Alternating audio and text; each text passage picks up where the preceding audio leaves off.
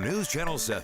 Time for 7 First Alert weather. Blue skies are still abundant today, and so are those warm temperatures as well. This is the view from Bogus Basin. You can see those skies staying very clear as we go through these afternoon hours, allowing us to get some good afternoon heating today, which means those highs right now in the valley spots are near 80 degrees, which is near record for some of those places. And as we look towards the mountains, those highs are in the 70s. By the way, huge temperature swing for Stanley today, where those lows were in the lower 30s and all the way up to 70 plus degrees today for their high temperature. Tomorrow is looking to be much of the same, with lots of sunshine and temperatures near records. I think Ontario may break the record for that date, but other spots were falling just a bit short, but still really nice temperatures in the upper 70s for valley spots and low 70s for the mountains. And that trend will continue as we go through the next few days. So through the weekend, things will be staying in the 70s. It's just on Sunday where we start to see those changes in the lower 70s starting on Sunday. And again, these temperatures are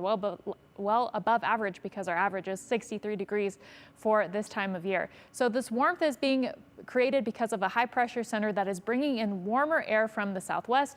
So this high pressure will weaken as it moves off to the east. We'll get a first shot of cooler air starting on Sunday. That leads us into Tuesday. Then on Wednesday, we see some colder air starting to interact with the northwest. And so where that low pressure and the colder air moves, it will dictate what our temperatures will be. So we'll still have to track that and see where it moves to really get a good idea of what those temperatures will exactly do. But no matter how cold they get, there is still good confidence that we see below average temperatures during that time frame. So the average for this time of year is 63 degrees, and the average low is 40 degrees for Boise. So we're looking at below average temperatures during that time. And it is similar to what we saw last year, because September was a really hot month. October was also a hot month, 12th hottest on record. And then late October and into November, the heat turned off. And so November was the 7th coldest that we saw on record. So at least the tail end of this month is looking to be like that. But so far, this makes it the 6th warmest start to fall on record. And that includes yesterday's data.